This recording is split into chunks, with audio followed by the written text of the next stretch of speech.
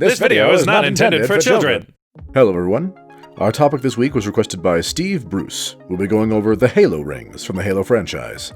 Spoilers for all things Halo. Le deux. So, the Halo rings are the namesake for the Halo franchise, a sci-fi game series taking place mostly in the 2500s. The future. With the first three primary games' plotlines centering around the rings, while the last two primary games veered away from the Halos and dealt more generally with the Halos' creators, the Forerunners. By the time of the games, the Halo array consists of 7 Halo rings and an automated factory that can construct replacements in the event that one of the rings is irreparably damaged or destroyed. The factory, known as the Ark, the Lesser Ark, or Installation Zero depending upon the context, is located outside of the Milky Way galaxy. The reason for this is that the Halo rings are WMDs, each capable of unleashing a burst of energy that will wipe out all life within 25,000 light-years of the Halo in question. Just to help you understand that difference a little bit more, we're going to do some science for you. We're going to narrow down our measurements to 3 different measurements: kilometers, astronomical units, simplified to AU, yes, that is a measurement that exists, and light years. So, 1 AU is equal to the distance between Earth and the Sun. That is approximately 152.1 million kilometers. Astronomical, right? Heh.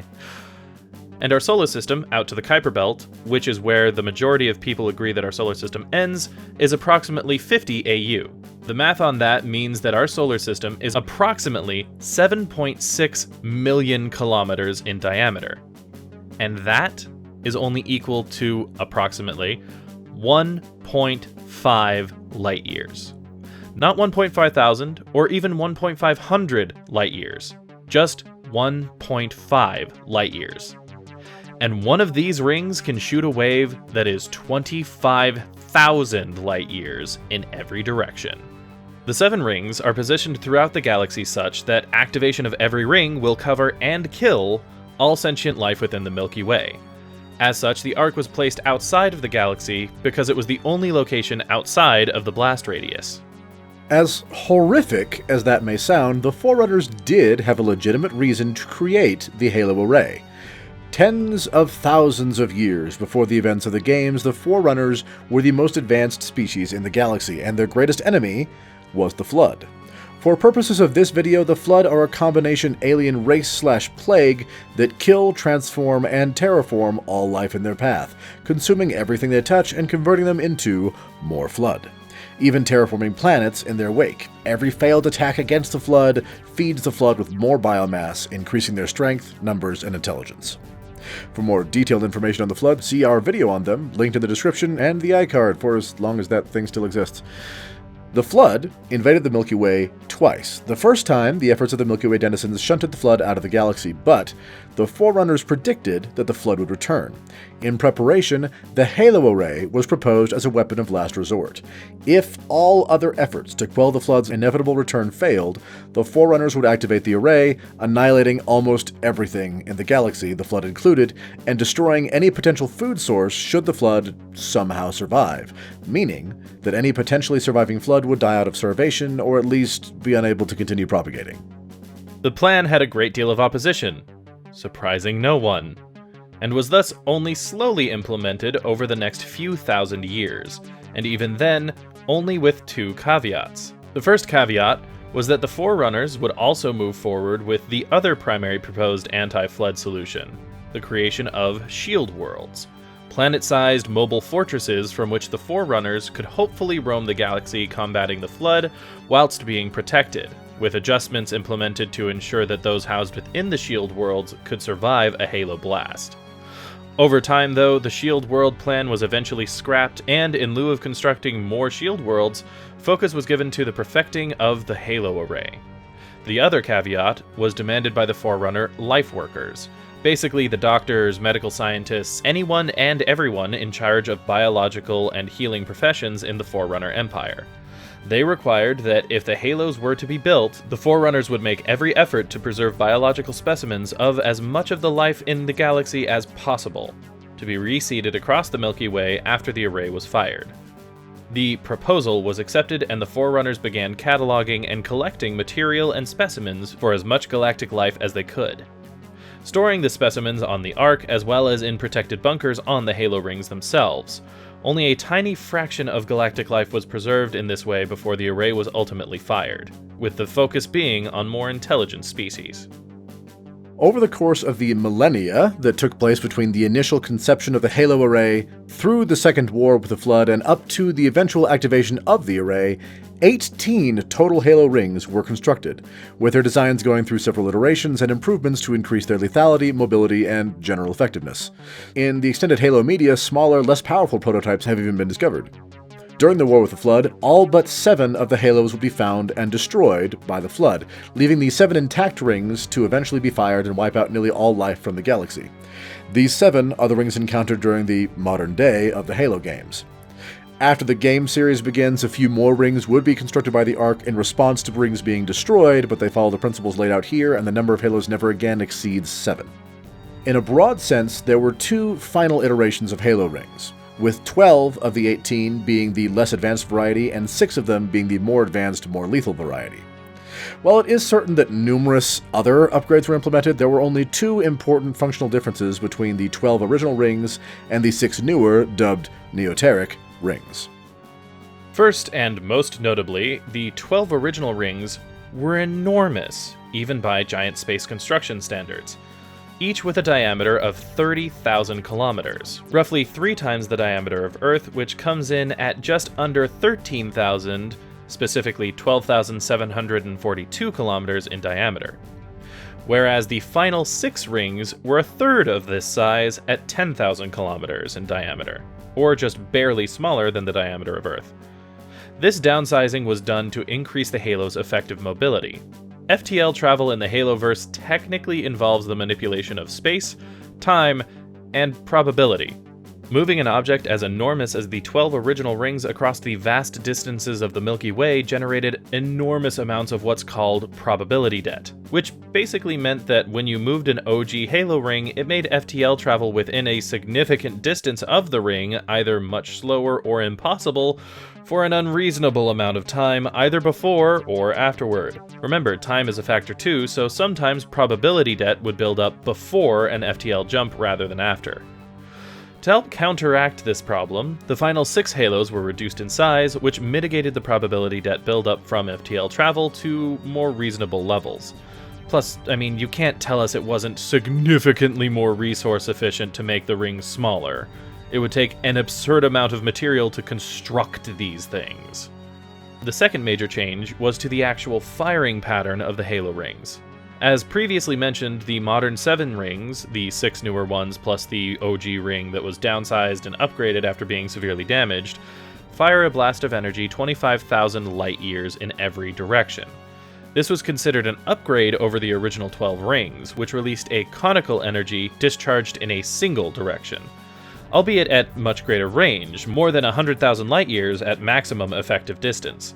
But considering space is 3-dimensional, it was determined that the omnidirectional blast of the final design would be more efficient in blanketing the entire galaxy, thus giving the Flood nowhere to hide.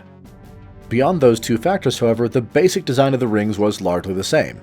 A Halo ring is a giant ring in space, usually situated near some stellar body that has a massive gravity well in order to act as an anchor. Most commonly, we've seen Halos orbiting gas giants, which traditionally are enormous and thus generate an immense gravitic pull, allowing the Halos to stay in the same relative galactic location without requiring as much energy to stay in place as it would if it were floating in space under its own power. The outer edge of the ring is mounted with both maneuvering and FTL thrusters, as well as a vast weapons array, should the installation be attacked. The inner ring is covered in synthetically created landscapes consisting of a wide variety of ecosystems to act as starting or holding grounds for life before and after a ring's activation. Though it should be noted that while there are installations on a Halo that can survive a firing, anything left on the habitable surface of the ring will be killed as normal. During the War with the Flood, considering the rings were designed with numerous failsafe contingencies and labs for the preservation of life projects already, the Halos were also sites for Flood research, which is one of the reasons most of the Halo rings have Flood samples locked up in containment somewhere in their many labs. The newer rings, at least, were also designed to function in multiple parts, so that severely infected or damaged sections could be ejected for the safety of the rest of the ring and repaired or replaced later. The Forerunners were known for extensive use of AI, and as such, each Halo is overseen by a sophisticated AI that handles all aspects of the ring's functions that aren't completely automated, maintaining repairs, running test firing sequences to make sure the weapon is still operational, handling containment protocols if flood escape lab enclosures, responding to exterior threats, and the like. Halos also have numerous fabrication plants, making it so that they can generate all manner of maintenance and defense automatons, as well as materials to repair damage to the rings. But of course, the most important aspect of a Halo ring is its primary weapon. The Flood requires biomass to consume and transform, and in general, a Flood swarm is only the sum of its parts. Thus, for a swarm to become a meaningful threat, it must consume creatures with greater synaptic and neural complexity, i.e., for the Flood to become smart enough to leave the planet and spread, they have to consume smart enough creatures to eventually learn how to do that, or consume creatures that already know how to do that.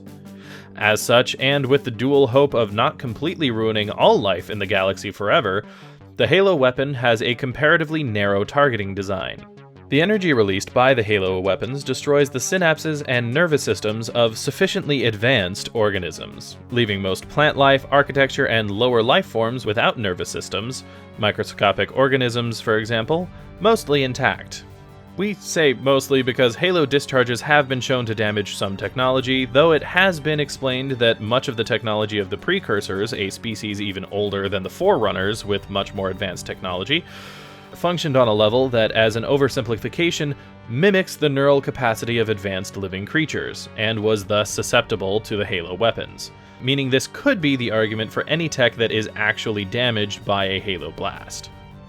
Regardless, the odd thing about this design is that it essentially fries all the higher functions of a creature without destroying the body, meaning it would leave oceans of carcasses across the galaxy as designed, which would lead to ecological disasters on numerous worlds when most of a planet's population, including most animals, just up and died, decomposing, globally. To counteract this, the Forerunners also deployed a substance across many of the planets in the galaxy that, when exposed to the Halo's weapon discharge, would instantly break down all affected creatures into their component molecules, essentially vaporizing them and reducing the ecological strain of the planet. Which feels like an unnecessarily complex workaround for a work of fiction when you already have a doomsday device like this, but okay. The final aspect of the Halo arrays lies in the Arks. Like the Halo rings themselves, there were actually two Arks created, the first or greater Ark and the second or lesser Ark. Again, like the rings, the second, quote-unquote, lesser Ark was actually the more advanced of the two, but was also a hidden backup in case the first one was found and destroyed. Spoilers, they needed it. The Greater Ark was the initial creation and was larger in scope as well as the primary hold for much of the preserved life to be reseeded into the galaxy after the rings were fired. The rings were designed to be able to fire individually, priming the rest for activation upon doing so, or alternatively, they could all be simultaneously activated from either of the Arks. The Arks were also capable of generating portals large enough to warp fleets or halos around the galaxy for deployment. The Lesser Ark, in addition to all capabilities of the Greater Ark, was also a Halo fabrication factory, set to automatically create and deploy new Halo rings in the event of a ring's destruction, a capacity the original Greater Ark did not possess. Eventually, the Forerunners were backed into a corner, with the Greater Ark as their last stand. The Flood wiped them out, but a few key Forerunners were able to escape to the Lesser Ark, deploy the 7 rings, and fire them, wiping out the vast majority of the Flood and all of their food. In the centuries following the Halo array's firing, the galaxy was reseeded with what life had been preserved on the Halos and the Lesser Ark. But notable portions of that reseeded life died out afterwards regardless, thanks to the extensive damage done to many planets' ecosystems, while all intelligent life forms that survived were reduced to pre-industrial technological levels.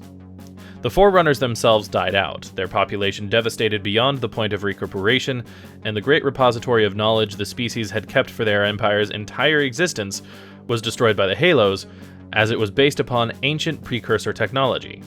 As such, true knowledge of the Forerunners, the Halos, and the Flood passed from memory. By the time of the games, they were all either forgotten or incorrectly worshipped as gods. Indeed, one race of aliens even incorrectly believed that the Halos were used by the Forerunners to ascend to a higher plane of existence. Which, I mean, depending upon your thoughts of the afterlife, I guess. And as such, attempted to activate them so that they could ascend. The player spends much of the first 3 games keeping the Halos from being activated, and it is now standard policy by most factions when encountering a Halo ring to see that its weapon is deactivated before any further actions are taken. And that's basically the Halo rings. Doomsday array of the Halo franchise, and one of the few actually designed with a noble purpose we've encountered. We hope you enjoyed this video. If you did, please leave us a like and maybe share it with someone you know might like it. And if you have ideas for videos you'd like to see in the future, do like Steve Bruce and let us know in the comments down below. If you'd like to see more videos from us in the future, be they lore, let's play, or other, go ahead and hit that subscribe button. In the meantime, this has been True Masters and Morons, signing off. Thanks for watching this video. If you'd like to see more like it, hit that subscribe orb. To see our last Let's Play, click or tap the link on the right. For our last lore video, click the link on the left. Thank you to all of our patrons for making these videos possible. Thanks for watching, and we'll see you next time.